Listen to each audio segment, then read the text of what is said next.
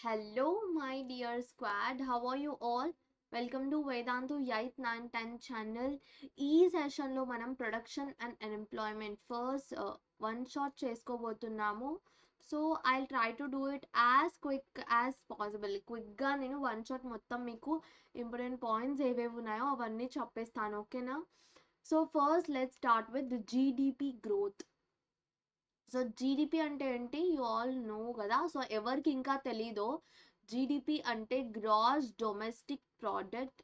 So it is a criteria, ఇదొక criteria to measure ఒక nation ఏదైతే ఉందో ఎంత డెవలప్ అయిందో మెజర్ చేయడానికి ఇదొక క్రైటీరియా.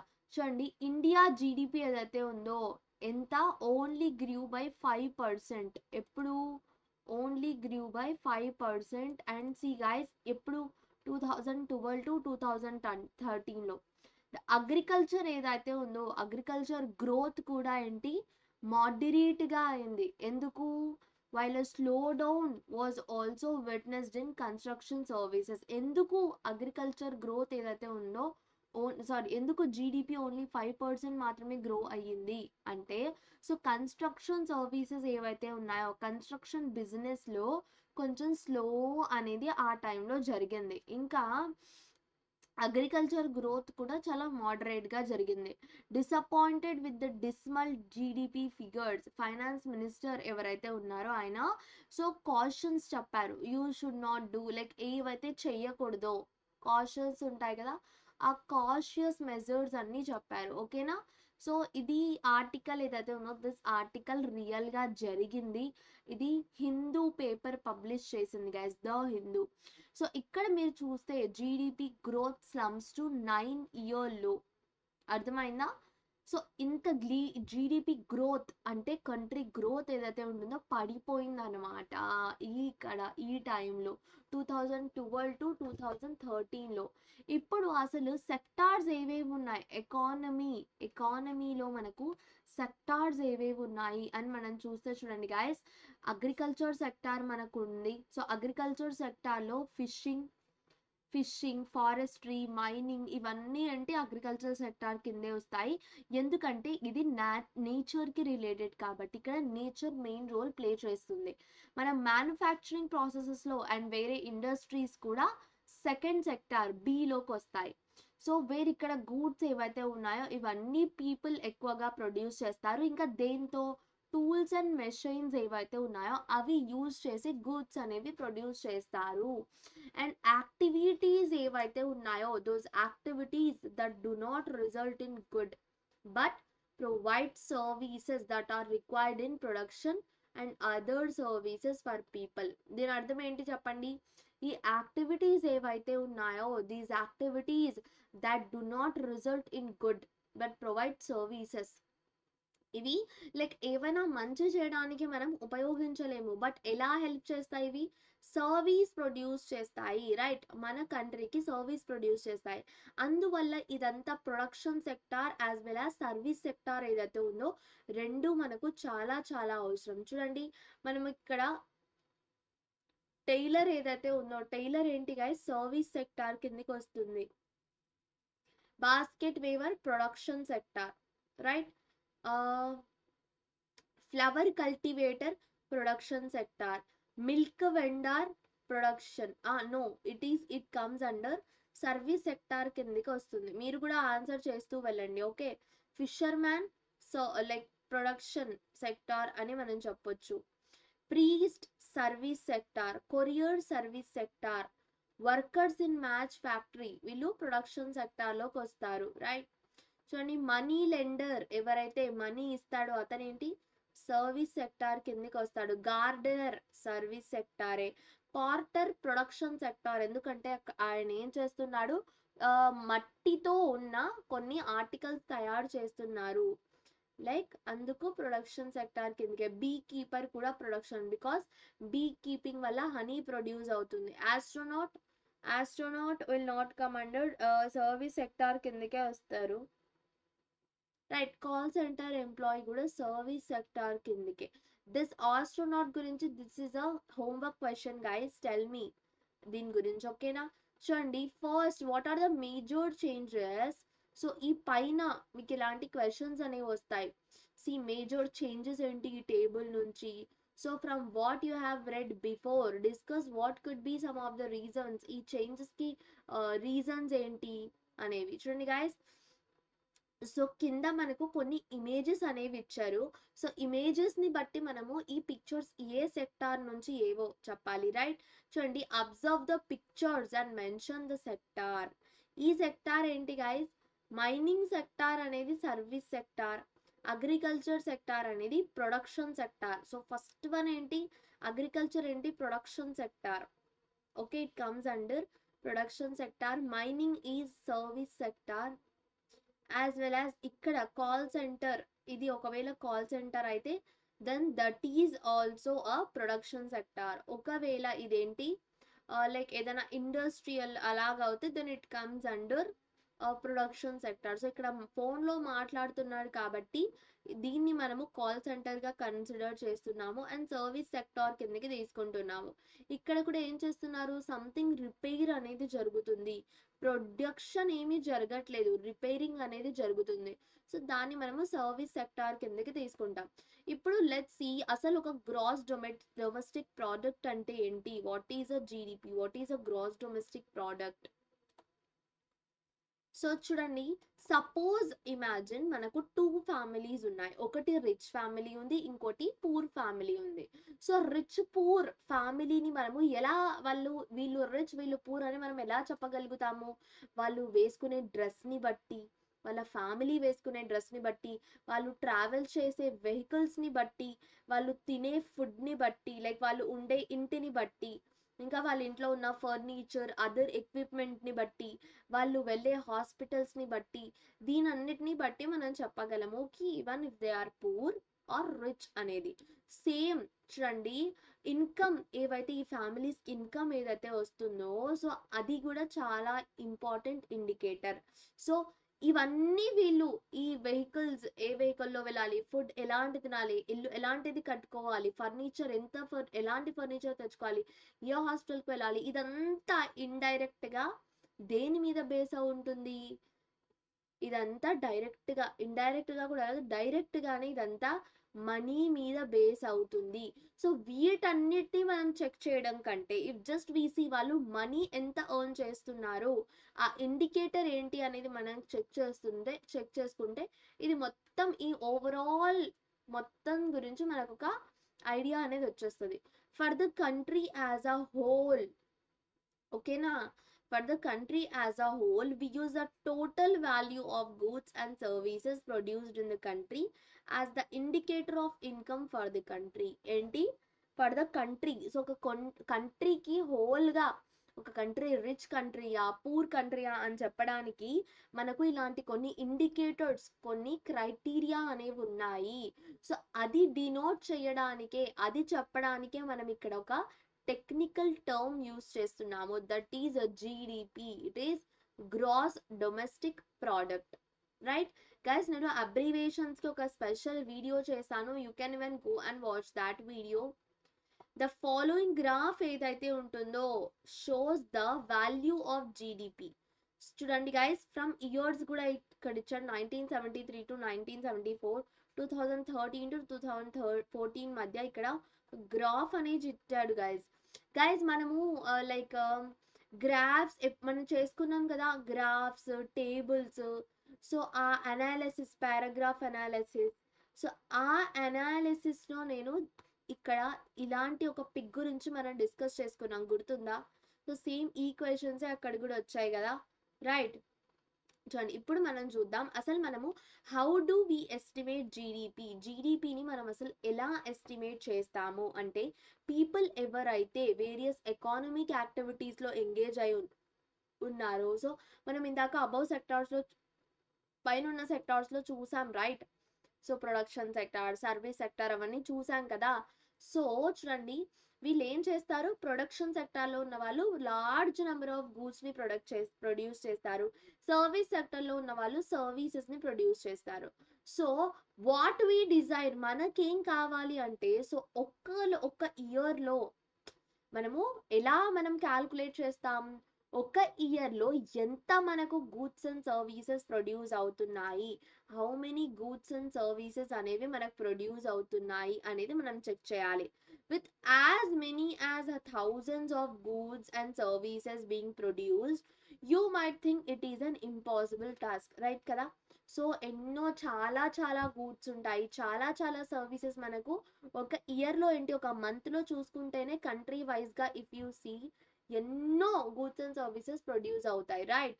సో ఇది ఒక పెద్ద టాస్క్ అనమాట, వీటన్నిటిని చూడడం, వీటన్నిటిని క్యాల్కులేట్ చేయడం. సో మనం ఎలా తెలుసుకుంటాము అంటే చూడండి, ఇంకా మనకు ఎన్ని కార్స్ ఎవ్రీడే ప్రొడ్యూస్ అవుతున్నాయి, ఎన్ని కంప్యూటర్స్ ప్రొడ్యూస్ అవుతున్నాయి, ఎన్ని మొబైల్ ఫోన్స్ ప్రొడ్యూస్ అవుతున్నాయి, ఎన్ని సర్వీసెస్ ప్రొడ్యూస్ అవుతున్నాయి, ఎన్ని బాస్కెట్స్, ఎన్ని పాట్స్, ఇవన్నీ క్యాల్కులేట్ చేయాలంటే ఇట్స్ నాట్ పాసిబుల్. అసలు అవి క్యాల్కులేట్ చేసి కూడా వేస్ట్ లానే అనిపిస్తుంది. మరి ఇంత చిన్న చిన్న ఏమైనా ప్లేట్స్, మట్టి ప్లేట్స్ ప్రొడ్యూస్ అయినా, సో ఇవన్నీ మనము ఇట్స్ డిఫికల్ట్ కదా. సో ఇక్కడ ఈ ప్రాబ్లమ్కి ఒక సొల్యూషన్ అనేది ఉంది. అదేంటి అంటే, సో ఎకానమిస్ట్ ఏం సజెస్ట్ చేస్తున్నారు, మనము ఎన్ని ప్లేట్స్ ప్రొడ్యూస్ అయ్యాయి, ఎన్ని వెజల్స్ ప్రొడ్యూస్ అయ్యాయి, ఎన్ని కార్స్ ప్రొడ్యూస్ అయ్యాయి, ఎన్ని కంప్యూటర్స్ ప్రొడ్యూస్ అయ్యాయి, దాని మీద మనం ఎస్టిమేట్ చేయటం కంటే, దాన్ని కౌంట్ చేయడం కంటే ఆ గూడ్స్ వాల్యూ, ఇమాజిన్ రూపీస్ 100 రూపీస్కి ఒక్కో ప్లేట్ అనేది ప్రొడ్యూస్ చేశారు. సో అలా ఒక 100 ప్లేట్స్ ప్రొడ్యూస్ చేశారనుకోండి, సో మనము 100 ప్లేట్స్ ప్రొడ్యూస్ చేసాము అనేది ఒక 10 ప్లేట్స్ ప్రొడ్యూస్ చేసామనుకోండి, సో 10 ప్లేట్స్ ప్రొడ్యూస్ చేసామని మనం క్యాల్కులేట్ చెయ్యము, 1000 రూపీస్ గుడ్స్ మనము ప్రొడ్యూస్ చేసాము అనేది క్యాల్కులేట్ చేస్తాము. అలా ఇక్కడ క్యాల్కులేషన్ అనేది జరుగుతుంది. ఫర్ ఎగ్జాంపుల్ ఇఫ్ చూడండి, ఇక్కడ 10,000 కిలోగ్రామ్స్ ప్యాడీ అనేది ప్రొడ్యూస్ అయింది అండ్ దాన్ని 25 per kgగా అమ్మారు. సో దాని టోటల్ వాల్యూ ఏమవుతుంది, 2,50,000. So the value of 5,000 coconuts మనం చూసుకుంటే అది ఒక్కొక్క కోకోనట్ 10 రూపీస్. బట్ ఇప్పుడు 10 ఏం కాదులేండి, ఇప్పుడు 50 రూపీస్ ఉంది ఒక్కో కోకోనట్. సో దాన్ని మనం చూసుకుంటే అన్నీ కలిపి 5,000 కోకోనట్స్ ఎంత, 50,000 రూపీస్కి అమ్ముడుపోతాయి. So is it necessary to count every good or services, చెప్పండి. ప్రతి ఒక్కదాన్ని మనము కౌంట్ చేయడం, దాని మనీని కౌంట్ చేయడం, అది పాసిబులా, అది అసలు అవసరమా అంటే చూడండి, ఒక ఎగ్జాంపుల్ ఇక్కడ ఇచ్చాడు. ఒక ఫార్మర్ ఉన్నాడు, సో ఆయన ప్యాడీని రైస్ మిల్ కి అమ్ముతాడు, ఓకేనా. Who sells paddy to rice mill, ఎంతకు అమ్ముతాడు, 25 per kg, 25 రూపీస్ per kgకి సెల్ చేస్తాడు. చూడండి, ఆ సెల్ చేస్తుంది ఆమె, she sells 1000 kilogram 100 kilograms of paddy. So ఇక్కడ మనం అజ్యూమ్ చేసుకుందాం, she didn't have to buy any seeds, assume తనకు సీడ్స్ తను అక్కర్లేదు. సో అదంతా లేకుండా మనము తను ప్రొడ్యూస్ చేసిన టోటల్ ప్యాడీకి వాల్యూ 2,500. ఓకే, రైస్ మిల్ ఏం చేస్తుంది, అదంతా rice mill makes out and sells 80 kilograms of the rice to the hotelier, ఒక హోటల్ అతనికి 40 రూపీస్ per kgకి దాన్ని ప్రాసెస్ చేసి ఆ ప్యాడీకి ఏదైతే పైన ఉంటుంది కదా పీల్, ఆ పీల్ తీసేసి సో 40 రూపీస్ per kgకి సెల్ చేస్తుంది. అండ్ 20 kilograms హస్క్ ఉంటుంది కదా, ఆ హస్క్ని మళ్ళీ సెపరేట్గా దాని మీద ఉన్న ఆ డ్రై పీల్ని మళ్ళీ 20 రూపీస్ per kgగా అమ్ముకుంటుంది. సో ఇక్కడ total value of rice, goods produced by the Miller అనేది మనం చూసుకుంటే 3,600. సో ఇదే కదా హోటలియర్ ఏం చేస్తాడు, మిల్ అతని నుంచి హోటల్ అతను డబ్బులు తీసుకుంటాడు. ఇప్పుడు చూడండి, హోటల్ అతను ఏం చేస్తాడు, దాంతో ఇడ్లీ దోశ ఏదేదో చేస్తాడు. అండ్ ఆ హస్క్ ఏదైతే ఉంటుందో ఆ డ్రై పీల్ని ఏం చేస్తారు వాళ్ళు, బట్టీలు ఉంటాయి గైస్ కొన్ని బేకింగ్ లాంటివి, సో అందులో వేసి ఫ్యూయల్ లాగా యూజ్ చేస్తారు, లైక్ మంట జనరేట్ చేయడానికి. ఆ హోటల్ ఓనర్ ఏం చేస్తాడు, యూజింగ్ రైస్ అండ్ హస్క్ని యూజ్ చేసి ఆయన 5,000 అనేది డబ్బులు సంపాదిస్తున్నాడు ఇడ్లీ దోశ అమ్మి, రైట్. సో చూడండి, సో ఇలా ప్యాడీ, రైస్, హస్క్ అన్నీ ఏవైతే ఉన్నాయో ఇవి intermediate stages. Okay, final stage ఏంటి అంటే ఇడ్లీ అండ్ దోశ. సో మనం ఏం చేస్తాం ఇక్కడ, ఆ స్టేజెస్ అన్నీ వి డోంట్ క్యాలిక్యులేట్, మనము ఓన్లీ ఫైనల్ గూడ్స్ ఎంత ప్రొడ్యూస్ చేస్తుందో, ఫైనల్ గూడ్స్ నుంచి మనకు ఎంత అమౌంట్ ఆఫ్ మనీ వస్తుందో, only that we follow, right. We would be double counting.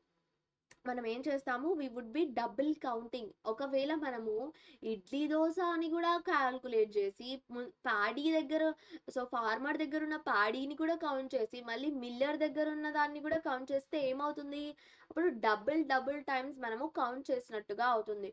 So అందుకు మనం ఏం చేస్తాము, డైరెక్ట్గా ఇడ్లీ దోశ కౌంట్ చేసేస్తాము. ఇడ్లీ దోశతో ఎంతైతే అతనికి డబ్బులు వస్తున్నాయో అది మనం కౌంట్ చేస్తాము.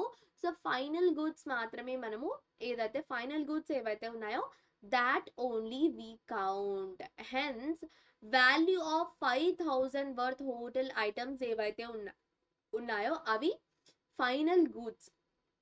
అందులో ఆల్రెడీ 3,600 ఇంక్లూడ్ అయి ఉంది. ఏదైతే value of rice and husk ఏదైతే ఉందో ఆ రెండు ఇంక్లూడ్ అయి ఉంది.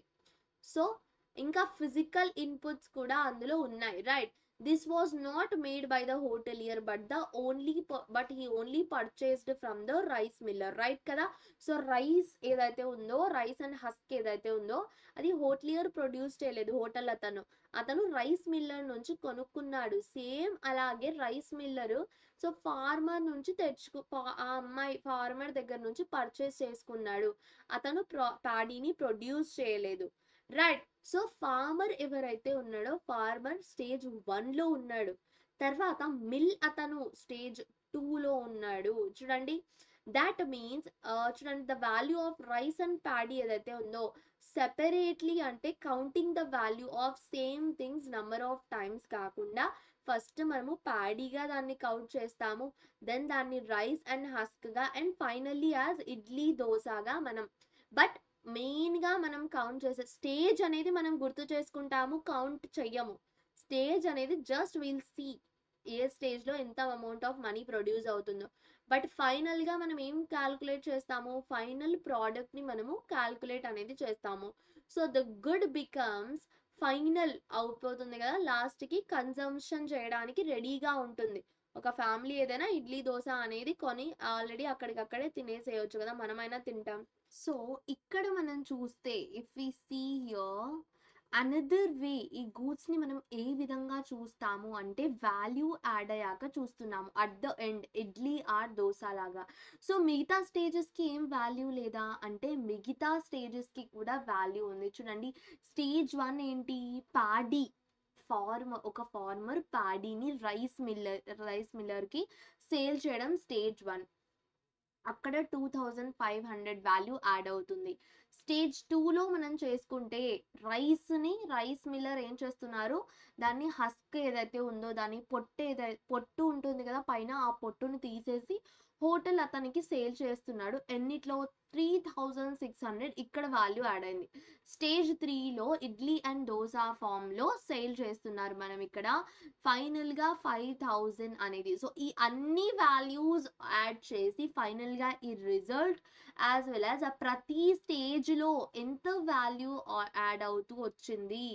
సో ఇక్కడ చూడండి 2,500 కదా ఫస్ట్, తర్వాత ఎక్స్ట్రా 1,100 అనేది యాడ్ అయింది, తర్వాత 1,400 అనేది యాడ్ అయింది, ఫైనల్గా మనకు 5,000 అనేది ఫైనల్ అవుట్కమ్ అనమాట, ఫైనల్ వాల్యూ. సో ఆ వాల్యూస్ అన్నిటినీ ప్రతి స్టేజ్లో యాడ్ చేస్తూ, అండ్ అలా చేస్తే మనం తెలుసుకోగలము ఏ స్టేజ్లో ఎంత ఎక్కువ వాల్యూ అనేది యాడ్ అయింది అనేది కూడా మనకేమైందే ఉందో we can know, right.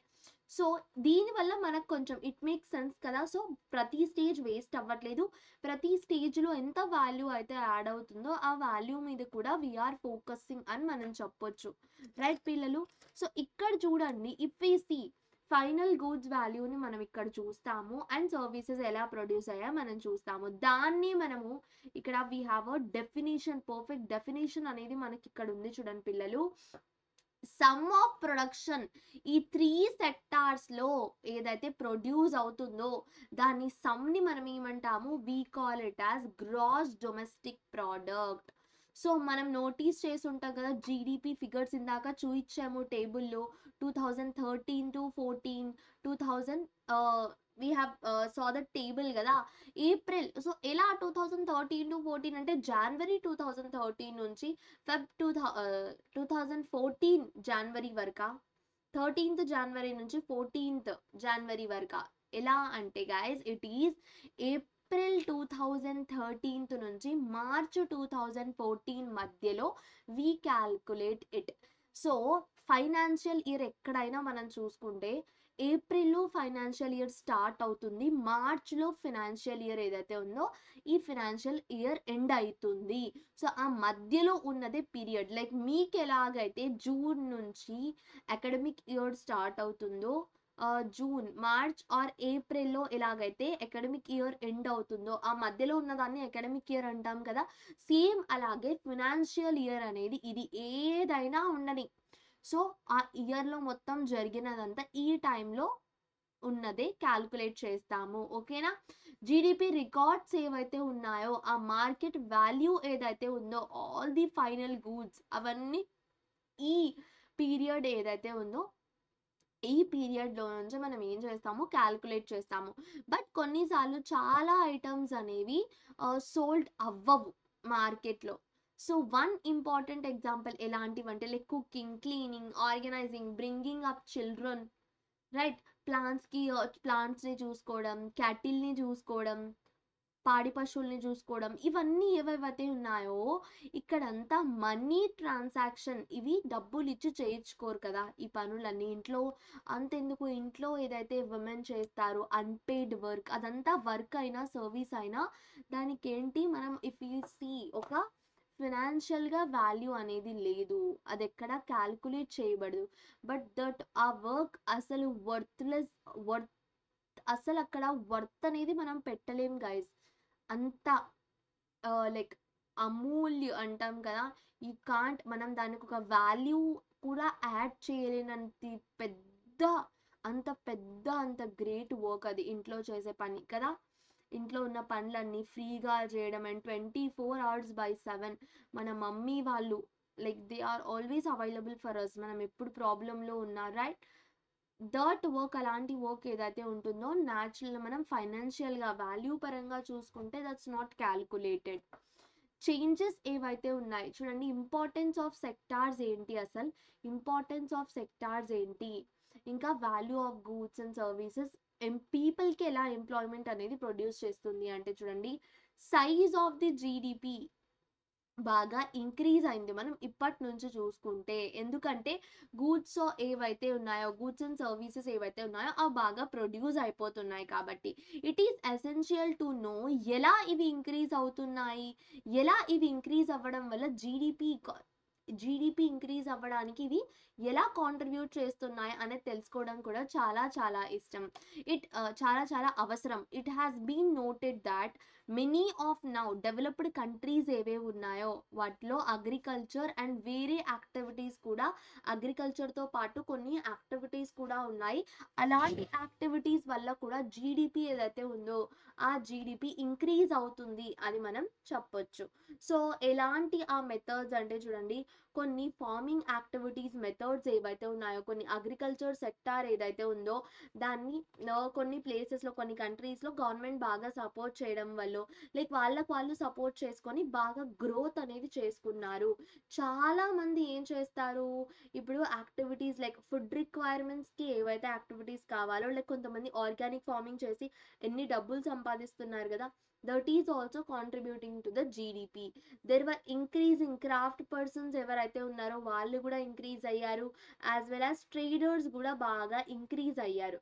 So buying and selling activities ఏవైతే ఉన్నాయో అవి మనం ప్రీవియస్ ఇయర్స్తో కంపేర్ చేసుకుంటే ఇప్పుడు చాలా ఇంక్రీజ్ అయ్యాయి.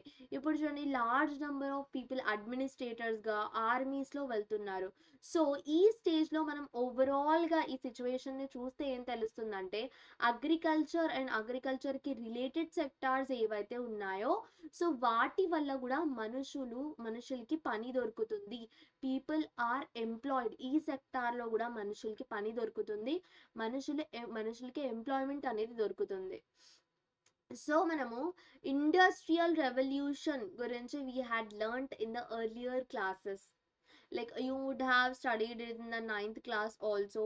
సో అదేంటి అంటే as a methods of manufacturing అనేవి కొన్ని కొత్త కొత్త మ్యానుఫ్యాక్చరింగ్ మెథడ్స్ అనేవి ఇంట్రడ్యూస్ చేశారు. ఫ్యాక్టరీస్ ఏవైతే ఉన్నాయో అవి came up and started expanding. చాలా బాగా ఫ్యాక్టరీస్ ఎక్స్పాండ్ చేశాయి.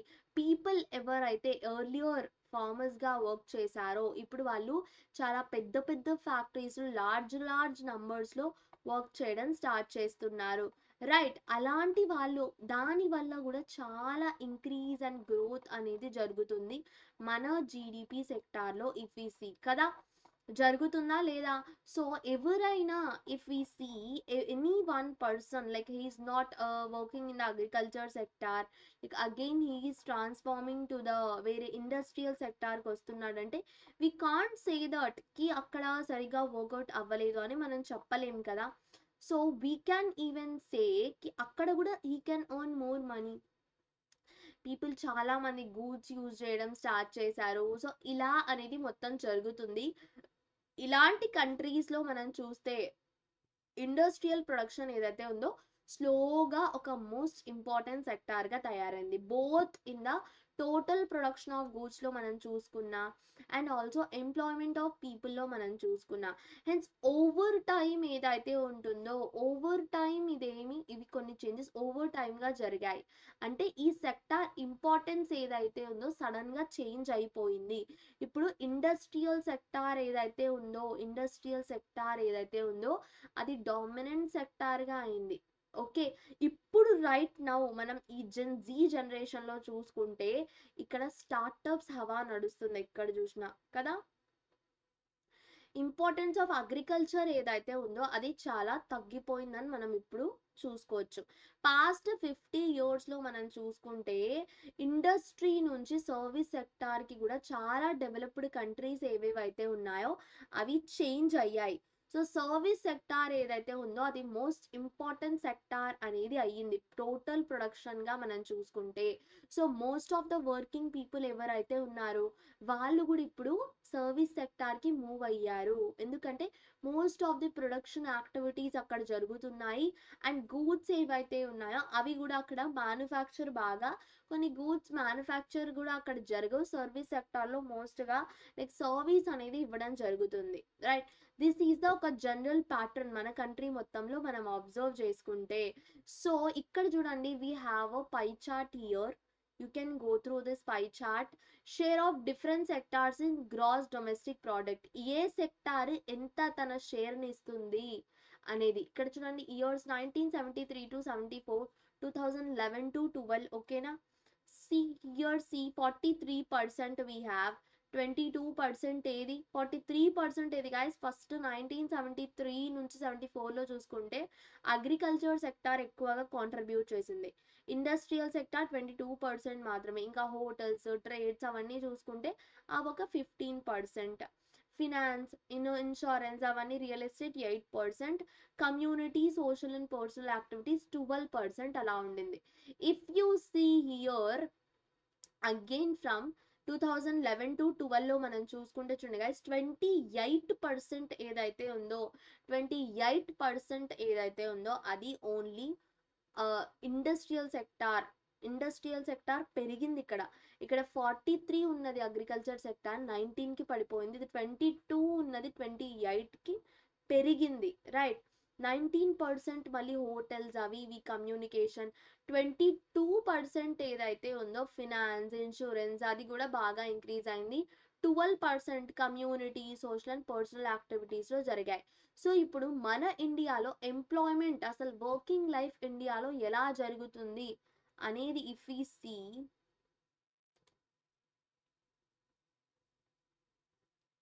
చూడండి గాయస్. గ్రాస్ డొమెస్టిక్ ప్రోడక్ట్, ఒక కంట్రీ గ్రాస్ డొమెస్టిక్ ప్రోడక్ట్ ఏదైతే ఉందో has a close relationship with the total number of working people ఎవరైతే ఆ కంట్రీలో ఉన్నారో వాళ్ళ దాంతో ఇది రిలేషన్ అయి ఉంటుంది. ఎవ్రీ కంట్రీలో మనం చూస్తే పాపులేషన్ ఏదైతే ఉంటుందో అది ఇంక్రీజ్ అవుతుంది. So it is essential that country ఏదైతే ఉందో అది ఎనఫ్ ఆపర్చునిటీస్ ప్రొవైడ్ చేయాలి. ఎవరికైతే జాబ్ కావాలో వాళ్ళకి కంట్రీ ఎనఫ్ ఆపర్చునిటీస్ అనేది ఇవ్వాలి.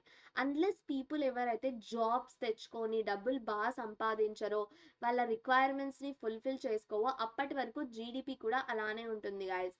చూడండి ఇక్కడ 2011 సెన్సస్ అనేది ఇచ్చాడు. అవుట్ ఆఫ్ 1210 మిలియన్ పీపుల్స్లో మన ఇండియాకి ఓన్లీ 460 మిలియన్ పీపుల్ మాత్రమే వర్కర్స్ ఉన్నారు. సో మిగతా వాళ్ళందరూ వేరే యాక్టివిటీస్లో ఎంగేజ్డ్ ఉన్నారు. You can go through this table guys. You can see ఎంతమంది మేల్, ఎంతమంది ఫీమేల్, యాజ్ వెల్ యాజ్ ఎంతమంది రూరల్, ఎంతమంది అర్బన్లో కూడా ఎంగేజ్డ్ అయి ఉన్నారు ఇలాంటి యాక్టివిటీస్లో. రైట్. అన్ఫార్చునేట్గా మనం ఇండియాలో చూసుకుంటే there has been a change. ఈ 3 సెక్టార్స్లో కొంచెం జీడిపి వల్ల, ఈ 3 సెక్టార్స్లో వచ్చిన చేంజ్ వల్ల జీడిపిలో చేంజ్ వచ్చింది. సో చూడండి ఇక్కడ మనకు ఒక గ్రాఫ్, సేమ్ అలాంటిది ఒక గ్రాఫ్ అనేది ఇక్కడ మనకి ఇచ్చారు గైస్.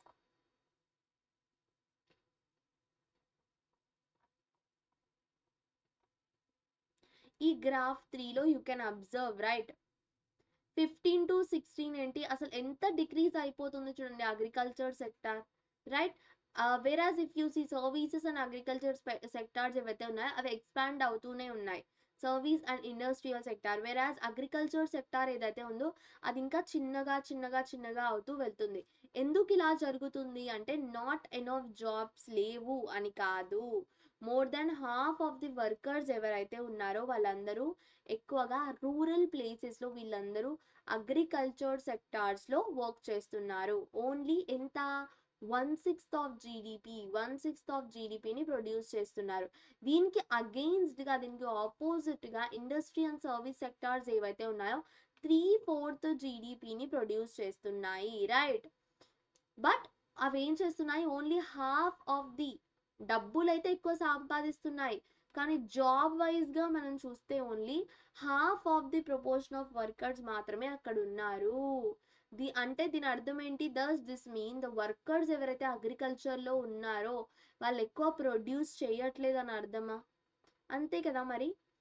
వర్కర్స్ ఎక్కువ అక్కడ ఉన్నారు, బట్ ఇక్కడ వర్కర్స్ తక్కువ ఉన్నా మోర్ ఇన్కమ్ అనేది జనరేట్ అవుతుంది సర్వీస్ అండ్ ఇండస్ట్రియల్ సెక్టార్లో. అదే మీరు అగ్రికల్చర్ సెక్టార్లో చూస్తే అక్కడ వర్కర్స్ తక్కువ ఉన్నారు, బట్ ఏమవుతుంది, వర్కర్స్ ఎక్కువ ఉన్నారు బట్ ప్రొడక్షన్ అనేది లెస్ ఉంది. It means that more people ఎవరైతే అగ్రికల్చర్లో ఉండారో but every one may not be fully occupied. ఎందుకంటే గాయస్ వాళ్ళకి ఒక ఇయర్లో ఎప్పుడైతే వాళ్ళకు వర్షం బాగా పడుతుందో, పంటలు ఉంటాయో, సీజన్ ఉంటుందో అప్పుడే వర్క్ ఉంటుంది, మిగతా టైంలో వాళ్ళకు వర్క్ ఉండదు. ఆ టైంలో వాళ్ళ ప్రొడక్షన్ ఏదైతే ఉందో అది ఎఫెక్ట్ అవుతుంది. దీనివల్ల చూడండి మోర్ నంబర్ ఆఫ్ పీపుల్ ఎవరైతే ఉన్నారో are engaged than required in agriculture, right. దీనివల్ల ఏంటి, ఒక డిస్గైజ్డ్ అన్ఎంప్లాయ్మెంట్. దీన్ని మనం ఏమంటాము, ఎంతమంది అవసరమో దానికంటే ఎక్కువ మంది ఒక దాంట్లో ఒక సెక్టార్లో పనిచేస్తే దాన్ని మనం ఏమంటాము, డిస్గైజ్డ్ అన్ఎంప్లాయ్మెంట్ అని అంటాము. టేక్ ద కేస్ ఆఫ్ ఒక స్మాల్ ఫార్మర్ కేస్ మనకి ఇక్కడ ఇచ్చారు. She is Gayatri who owns about 2 hectares of unirrigated land. ఎంత ఉంది తన దగ్గర, 2 hectares of unirrigated land అనేది ఉంది. Dependent only on rain and growing crops like jowar and red gram అనేది తన గ్రో చేస్తుంది. అండ్ తన క్రాప్స్ ఏవైతే ఉన్నాయో అవి ఓన్లీ రెయిన్ మీద డిపెండెంట్ ఉన్నాయి. తన ఫ్యామిలీలో 5 మెంబర్స్ ఉన్నారు. సో ఆ 5 మెంబర్స్లో తన వర్క్ ఏదైతే ఉందో అందరూ కలిసి ఆ ప్లాట్ మీద, ఆ ప్లేస్ మీద వర్క్ చేస్తారు. వై అంతమంది కలిసి, so all 5 members of our family work on the plot through out the year. ఎందుకు, ఎందుకంటే వాళ్ళకు వేరే పని లేదు, వేరే చోట ఎక్కడికి వెళ్ళి వాళ్ళు పని చేయలేరు, అందుకు వాళ్ళందరూ కలిసి అక్కడే పని చేస్తున్నారు. You'll see that every one, ప్రతి ఒక్కరూ వర్క్ చేస్తున్నారు, ఎవ్వరూ కూడా అక్కడ ఖాళీగా ఉండట్లేదు. బట్ యాక్చువల్ ఫ్యాక్ట్లో మనం చూస్తే వాళ్ళకి వచ్చే మనీ ఏదైతే ఉందో అది డివైడ్ అయ్యి ఒక్కొక్కరికి తక్కువ తక్కువ మనీ వస్తుంది. ఈచ్ వన్, ప్రతి ఒక్కరూ పని చేస్తున్నారు కానీ అందరికీ ఫుల్ అమౌంట్ ఆఫ్ మనీ అనేది రావట్లేదు. That is the problem here. So దీన్ని మనం ఏమంటాము, we call it under employment. Under employment అంటే ఏంటి అంటే మనం ఎంత పని చేస్తున్నామో దానికి సమానంగా మనము డబ్బులు ఎర్న్ చేయకపోతే we call it as underemployment. Where people are apparently working but వాళ్ళందరూ ఏంటి, వాళ్ళ వాళ్ళకు పొటెన్షియల్ ఎంత ఉందో దానికంటే వాళ్ళు తక్కువ పని చేస్తున్నారు, అందువల్ల ఏంటి వాళ్ళకు డబ్బులు కూడా తక్కువ వస్తున్నాయి. ఇలాంటి అన్ఎంప్లాయ్మెంట్ ని మనము అండర్ ఎంప్లాయ్మెంట్ అని కూడా అంటాము. రైట్, ఇక్కడ చూడండి ఇంకో ఎగ్జాంపుల్ అనేది మనకి ఇచ్చాడు. ఒక ల్యాండ్ ఉంది, ఒక ల్యాండ్ లార్డ్ చూడండి టూ ఆర్ ఒకరిని ఆర్ ఇద్దరిని తన ఫ్యామిలీ వర్క్ కోసం హైర్ చేసుకున్నాడు, ఫ్యామిలీ వర్క్ లో పని ల్యాండ్ లో పని చేయడానికి.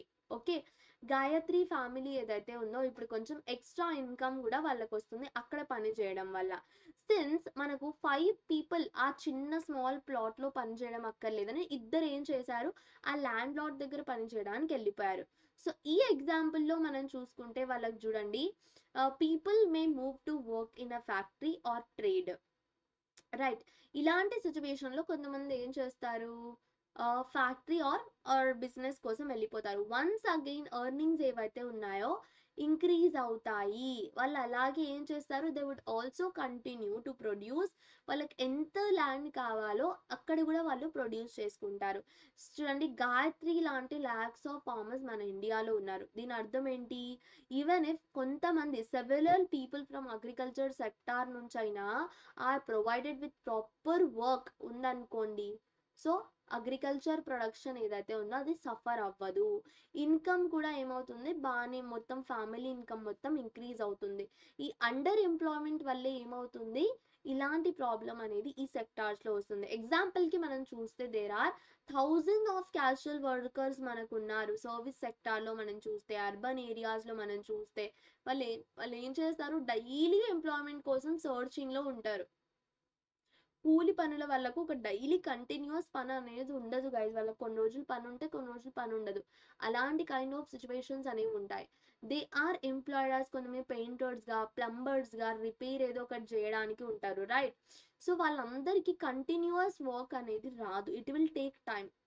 ఓకే, చూడండి, so this also we have observed. Right, చూడండి అదర్ పీపుల్స్ ఏవైతే ఉన్నారు సర్వీస్ సెక్టార్ లో మనం చూస్తే, ఇఫ్ వి సీ లైక్ కొంతమంది ఏదో ఒకటి కార్ట్ మీద లైక్ బండి మీద అమ్ముకుంటూ వాళ్ళ హోల్ లైఫ్ లైక్ వాళ్ళు అలా జీవనాన్ని సాగిస్తూ ఉంటారు.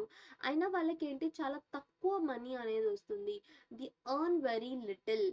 సో బట్ వాళ్ళు ఎందుకు ఆ పని చేస్తున్నారు, వాళ్ళకి తక్కువ డబ్బులు వస్తున్నా బికాస్ వాళ్ళకు ఎక్కడ వేరే బెటర్ ఆపర్చునిటీస్ లేకపోవడం వల్ల వాళ్ళు అలాంటి పనులు చేస్తున్నారు. ఇప్పుడు చూడండి 3 షేడ్స్ లో మళ్ళీ 73 to 74 and again 15 to 16 again change అయింది. Service sector and industry sector అయినా తక్కువైంది కానీ సర్వీస్ సెక్టార్ ఇంకా బాగా పెరిగింది, అగ్రికల్చర్ సెక్టార్ ఇంకా పడిపోయింది. సో ఇలా అనేది జరిగింది. ఇప్పుడు చూడండి ఆర్గనైజ్డ్ సెక్టార్ మనకు ఉన్నాయి, అన్ఆర్గనైజ్డ్ సెక్టార్స్ కూడా మనకు ఉన్నాయి ఇండియాలో.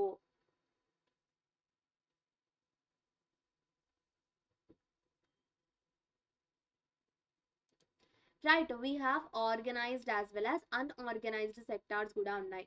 So far we have seen ఇలా డిఫరెంట్ సెక్టార్స్ ఏవైతే ఉన్నాయో అవి కాంట్రిబ్యూట్ గ్రాస్ డొమెస్టిక్ ప్రోడక్ట్ కి కాంట్రిబ్యూట్ చేస్తున్నాయి. రైట్, మన కంట్రీలో మనం చూసుకుంటే we don't see substantial shift in employment and to explore this అంత. సో మనకు ఇంకో మెథడ్ ఉంది ఇలా క్లాసిఫై చేయడానికి నేచర్ ఆఫ్ ఎంప్లాయ్మెంట్ ఏది, ఒక మంచి ఆర్గనైజ్డ్ సెక్టార్ ఏంటి, అన్ఆర్గనైజ్డ్ సెక్టార్ ఏంటి అనేది.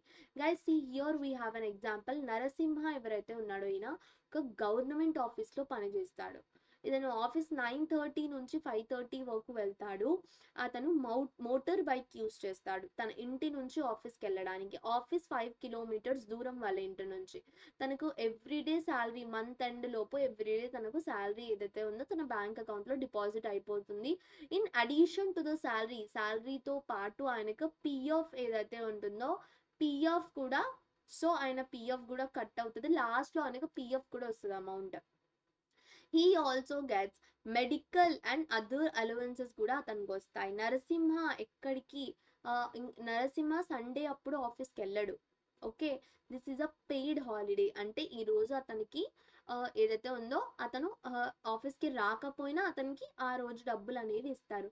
So when he joined work he was given an appointment letter stating all the terms and condition of the work. Right guys, so అతను join అయ్యే ముందు ఎక్కడైనా ఆర్గనైజ్డ్ సెక్టార్లో కార్పొరేట్ కంపెనీస్లో అయినా గవర్నమెంట్ సెక్టార్స్లో అయినా ఇఫ్ యూ సీ వాళ్ళకు లైక్ ఒక అపాయింట్మెంట్ లెటర్ అనేది ఇస్తారు, అందులో అన్నీ ఉంటాయి. సో ఎంత కట్ అవుతుంది, ఎంత వస్తుంది, so all that will be there. If you see Rajeshwari ఇక్కడ మనం నరసింహ గురించి చూసాం కదా, ఇప్పుడు let's see about Rajeshwari. Rajeshwari ఏంటి, is working as construction worker లాగా తిను పనిచేస్తుంది.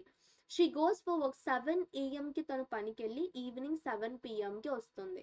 She travels about 8 to 10 kilometers every day. తను 8 to 10 kilometers ట్రావెల్ చేస్తుంది. ఎందుకు, బస్ ద్వారా ట్రావెల్ చేస్తుంది అక్కడికి వెళ్ళి పని చేయడానికి. కన్స్ట్రక్షన్ వర్కర్కి ఒక్క గంట మాత్రమే వాళ్ళకు లంచ్ బ్రేక్ అనేది ఉంటుంది, అది కూడా 1 PM, లైక్ యూజువల్లీ ఈ టైంలోనే ఉంటుంది. So she gets work only, ఒక మంత్లో ఈమెకి 10 to 12 days మాత్రమే పని దొరుకుతుంది. మిగతా టైం మొత్తం షీ లైక్ పని అనేది ఉండదు.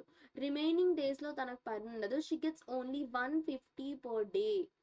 తను ఏ రోజు అయితే పనికి వెళ్తుందో ఆ రోజు తనకు మనీ వస్తుంది, అండ్ ఒక్క రోజుకి తనకు 150 rupees అనేవి వస్తాయి.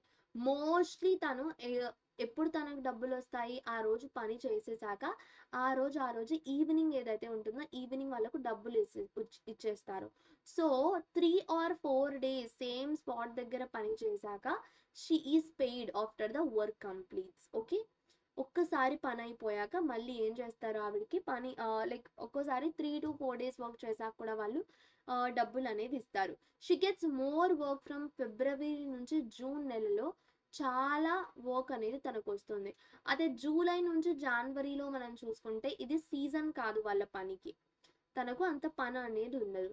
రాజేశ్వరి అంటే సెల్ఫ్ హెల్ప్ గ్రూప్, SSG తెలుసా, డ్వాక్రా అలాంటి టైప్ ఆఫ్, సో అక్కడ పని చేస్తుంది. గవర్నమెంట్ తనకి కొంచెం కాంపెన్సేషన్ కూడా ఇస్తుంది, ఎప్పుడు ఏదైనా డెత్ జరిగినప్పుడు, ఏదైనా ఇంజురీ జరిగినప్పుడు, తను వర్క్లో ఉన్నప్పుడు. సో తనకు మాత్రం there is no help for the government for the treatment in accidents while working. But తను పని చేసేటప్పుడు తనకి ఏమైనా యాక్సిడెంట్స్ జరిగితే అప్పుడు మాత్రం గవర్నమెంట్ ఏమీ హెల్ప్ చేయదు. She is also a part of a group that works under a mason. అంటే లైక్ ఇలా ఎవరైతే కూలి పనులు చేస్తుంటారో వాళ్ళందరిది ఒక గ్రూప్ ఉంటుంది guys. There are 6 to 10 workers under each mason. Okay, ఇప్పుడు మనం Narasimha as well as Rajeshwari ఇద్దరి లైఫ్ చూస్తే మనకి ఏం తెలుస్తుంది. నరసింహకు చూడండి, ఆర్గనైజ్డ్ సెక్టార్లో నరసింహ పనిచేస్తున్నాడు, అదే రాజేశ్వరి అన్ఆర్గనైజ్డ్ సెక్టార్లో పనిచేస్తుంది. తనకేం రాసి ఇవ్వరు పేపర్ మీద, ఈ 10 to 12 days నువ్వు ఇంత పని చేస్తే నీకు ఖచ్చితంగా డబ్బులు ఇస్తామని. అదే if we see about Narasimha example మనం చూస్తే నరసింహకి చెప్తారు కదా ఖచ్చితంగా. సో ఇది అన్ఆర్గనైజ్డ్ అండ్ ఆర్గనైజ్డ్ సెక్టార్కి డిఫరెన్స్. ఒక వైట్ కాలర్డ్ జాబ్ అంటే నరసింహదేంటి, white collared job. The distinction between ఈ ఆర్గనైజ్డ్ అండ్ అన్ఆర్గనైజ్డ్ సెక్టార్స్ మధ్య మనం చూస్తే చూడండి, వేజెస్ ఏవైతే ఉన్నాయో వేజెస్ కూడా ప్రాబ్లమే. 92% వర్కర్స్ ఇండియాలో ఉన్న వాళ్ళందరూ అన్ఆర్గనైజ్డ్ సెక్టార్లోనే ఉన్నారు. But now it's change. Only 8% మాత్రమే వాళ్ళకు ఆర్గనైజ్డ్ సెక్టార్లో పని దొరుకుతుందని చెప్తున్నారు. But that's not truth guys, that's not truth. Now it's changed. చూడండి, ఆర్గనైజ్డ్ సెక్టార్ ఏదైతే ఉందో covers those enterprises or places of work where the terms of employment ఏవైతే ఉన్నాయో అవి రెగ్యులర్ కావు, అవి రెగ్యులర్గా ఉండవు. పీపుల్కి ఖచ్చితంగా వర్క్ ఈ మంత్ మొత్తంలో మీకు వర్క్ దొరుకుతుంది అండ్ మీకు డబ్బులు ఇస్తామని అష్యూరెన్స్ ఉండదు. అక్కడ ఏంటి, గవర్నమెంట్ ద్వారా కూడా వాళ్ళు చేస్తున్న పని రిజిస్టర్ అయి ఉండదు. సో అందువల్ల ఏంటి, అక్కడ రూల్స్ అండ్ రెగ్యులేషన్స్ ఏవి అక్కడ పని చెయ్యవు. లైక్ అదే మనం చూస్తే like we have factories acts ఉంటుంది, మినిమం వేజెస్ యాక్ట్ ఉంటాయి, ఇలాంటివన్నీ ఉంటాయి. షాప్స్ అండ్ ఎస్టాబ్లిష్మెంట్స్ యాక్ట్స్ ఇలాంటివన్నీ ఉంటాయి. So it is called organised sector, ఎందుకంటే ఈ ఆర్గనైజ్డ్ సెక్టార్స్లో ఇవన్నీ ఉంటాయి కాబట్టి. కొన్ని ఫార్మల్ ప్రొసీజర్స్ ఉంటాయి, ప్రొసీడింగ్స్ ఉంటాయి. ఒకవేళ ఇవి ఏవైనా ఫాలో అవ్వకపోతే ఆ ఇండస్ట్రీ వాళ్ళు, ఆ కంపెనీ వాళ్ళు, మనం వాళ్ళని లైక్ జైల్లో కూడా పెట్టొచ్చు, మనం వాళ్ళ మీద కోర్ట్ కేసు కూడా ఫైల్ చేయొచ్చు. వర్కర్స్ ఇన్ ఆర్గనైజ్డ్ సెక్టార్లో చాలా సెక్యూరిటీ ఆఫ్ ఎంప్లాయ్మెంట్ కూడా ఉంటుంది వాళ్ళకు. They are expected to work only for fixed number of hours. ఎప్పుడు అంటే అప్పుడు వాళ్ళకి పని ఉండదు కదా. ఇంకా వాళ్ళకు లైక్ ఆర్గనైజ్డ్ గైస్ మీకు డిఫరెన్స్ రావచ్చు, అన్ఆర్గనైజ్డ్ సెక్టార్ అండ్ ఆర్గనైజ్డ్ సెక్టార్కి మధ్య డిఫరెన్సెస్ రాయండి అని. సో వాళ్ళకేంటి పెయిడ్ లీవ్ దొరుకుతుంది, యాజ్ వెల్ యాజ్ హాలిడేస్ అప్పుడేమో పని వాళ్ళకు ఆఫ్ ఉంటుంది, హాలిడే ఉంటుంది, ఇంకా వాళ్ళకి పిఎఫ్ కూడా ఉంటుంది. ఓకే, ఇంకా వాళ్ళకు మెడికల్ బెనిఫిట్స్ ఉంటాయి, ఇలాంటివన్నీ చాలా ఉంటాయి. అన్ఆర్గనైజ్డ్ సెక్టార్లో, అన్ఆర్గనైజ్డ్ సెక్టార్ ఏంటి, గవర్నమెంట్ కంట్రోల్కి బయట ఉంటుంది అన్ఆర్గనైజ్డ్ సెక్టార్. అక్కడ రూల్స్ అండ్ రెగ్యులేషన్స్ ఏవైతే ఉన్నాయో అవేవి సరిగ్గా ఫాలో అవ్వరు, రైట్. వాళ్ళకు పెయిడ్ లీవ్ ఉండదు, ఓకే, హాలిడేస్ ఉండవు, వాళ్ళు ఏ రోజు పని చేస్తేనే ఆ రోజు రోజు కూలి వాళ్ళకు వస్తుంది. ఇంకా వాళ్ళు సిక్నెస్, చాలా సిక్ కూడా అయిపోతారు, right. When there is a less work during the some seasons, అప్పుడు వాళ్ళకు ఇంకా వర్కే ఉండదు, వాళ్ళ చేతిలో డబ్బులే ఉండదు. బిసైడ్స్ ద అబౌవ్ మెన్షన్డ్ కేటగిరీస్లో ఈ సెక్టార్ ఏదైతే ఉందో, large number of people who are employed on their own. మనకు ఇంకో సెక్టార్ ఉంది, ఆ సెక్టార్ ఏంటి అంటే it is self employed sector guys. What is it? It is self employment sector.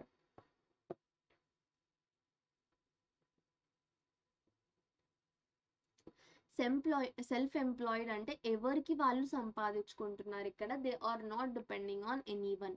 Almost half of the workers ఎవరైతే ఉన్నారో వాళ్ళందరూ self ఎంప్లాయిడే.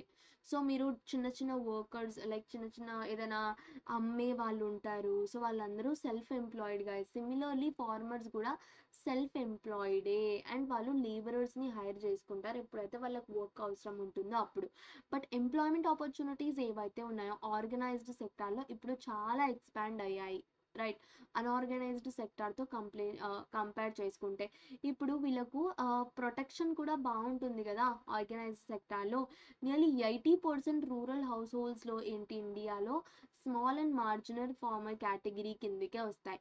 ఈ ఫార్మర్స్ ఎవరైతే ఉన్నారో they support through adequate facilities for timely, like కొంతమందికి ఇంకా seeds, agriculture inputs, credit, storage కొంతమంది దగ్గర ఇవి కూడా ఉండవు.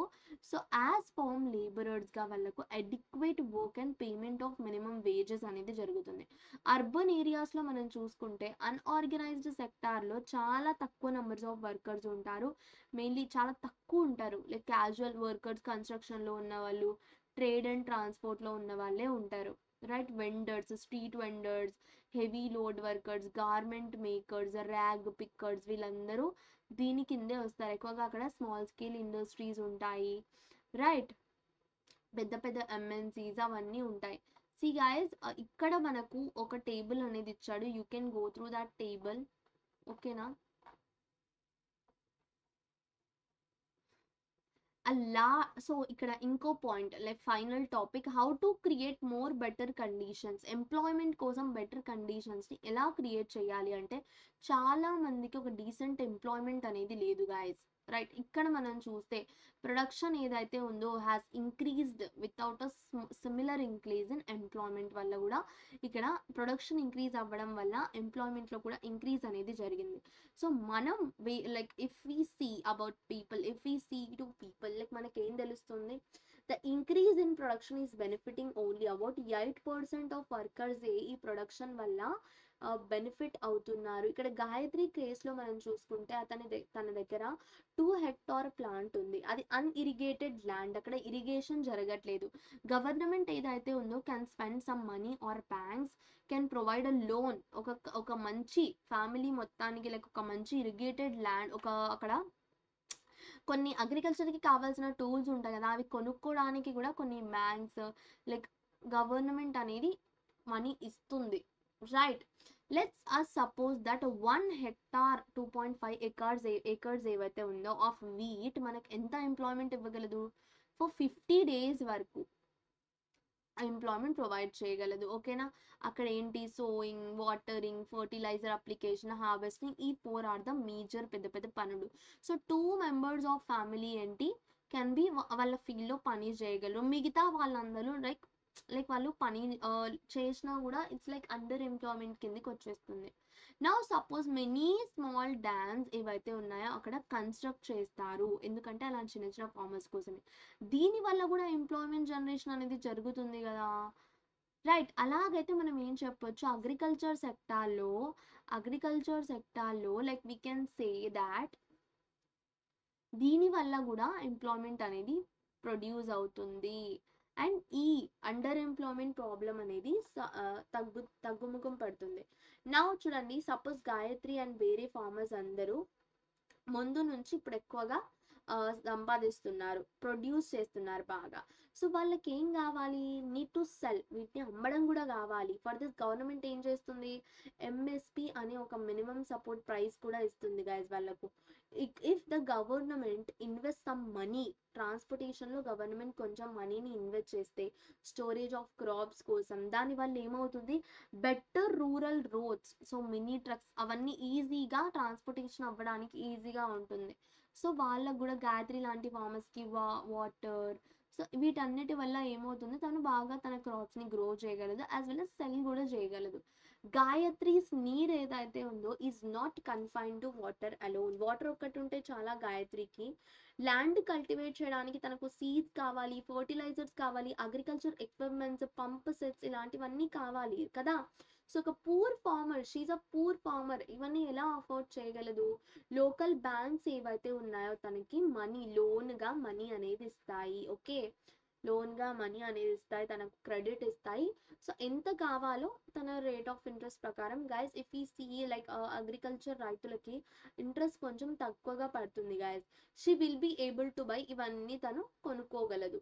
దీనివల్ల ఏమవుతుంది, this means along with water తన మిగతా ఏవైతే టూల్స్కి తనకు కావాలో మనీ అక్కడ కూడా సరిపోతుంది. అండ్ అనదర్ వే ఏంటి ఈ ప్రాబ్లమ్ని సాల్వ్ చేయడానికి, promote and locate industries and services in semi rural areas. కొంచెం విలేజెస్కి దగ్గరలో అలా ఇండస్ట్రీస్ అవి ఇవి పొడితే బాగుంటుంది కదా.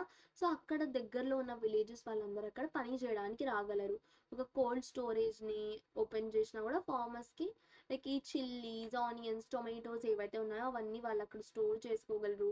సో దట్ అవి పాడైపోవు, వాళ్ళు ప్రొడ్యూస్ చేస్తున్న దానికి ఒక మంచి ప్రైస్ అనేది దొరుకుతుంది. రైట్ గైస్, చూడండి, ఎక్కువగా ఇలాంటి అగ్రికల్చర్ ఏరియాస్లో ఇవి tomatoes, chillies, mangoes, rice, red grams ఇవన్నీ ఏంటి అక్కడ కోల్డ్ స్టోరేజ్లో స్టోర్ చేసి తర్వాత వాళ్ళకి ఎప్పుడైతే మంచి డిమాండ్ ఉంటుందో అప్పుడు వాళ్ళు అమ్ముకోవచ్చు. సో ఇలాంటి వాటన్నిటి వల్ల ఎంప్లాయ్మెంట్ ఏదైతే ఉంటుందో వస్తుంది. So today we not only have to generate new employment opportunities మాత్రమే కాదు, బట్ చాలా మంది వర్కర్స్కి కూడా ట్రైన్ చేయడం చాలా అవసరం. ట్రైన్ ఎందుకంటే స్కిల్స్ నేర్చుకుంటారు కదా, స్కిల్స్ నేర్చుకుంటే ఏంటి, వాళ్ళు ఆ స్కిల్స్ని అమ్ముకొని, అంటే ఆ స్కిల్స్ వల్ల వాళ్ళు they can earn money. Right, ఇప్పుడు ఇఫ్ యూ సీ ఇప్పటి కాలంలో like video editing, graphic designing, దీని వల్ల కూడా like logo creation, all these are some of the activities which people can earn much more money. Okay, so these are some of the activities. దీనివల్ల కూడా మీరు అంటే ఎవరైనా చదువుకునే పిల్లలు ఉన్నా they can do this. Okay, that's it guys, with this we have finished hour amazing chapter production and employment. మీకు ఈ చాప్టర్ మొత్తం అర్థమైందని అనుకుంటున్నాను. This chapter is all about so production sectors గురించి కదా, సర్వీస్ సెక్టార్స్ గురించి and all of that. So ఎవరు ఎంత ప్రొడ్యూస్ చేస్తున్నారు అండ్ ఆ ప్రొడ్యూస్ చేసింది మన కంట్రీకి ఎలా గ్రో అవ్వడానికి హెల్ప్ అవుతుంది, అండ్ ఎవరైనా వాళ్ళ ప్రొడక్షన్ని, వాళ్ళ ఇన్కమ్ని ఎలా ఇంక్రీజ్ చేసుకోవాలి అనే దాని గురించి. That's it guys, this is your master teacher Sneha Sheikh signing off. Bye bye,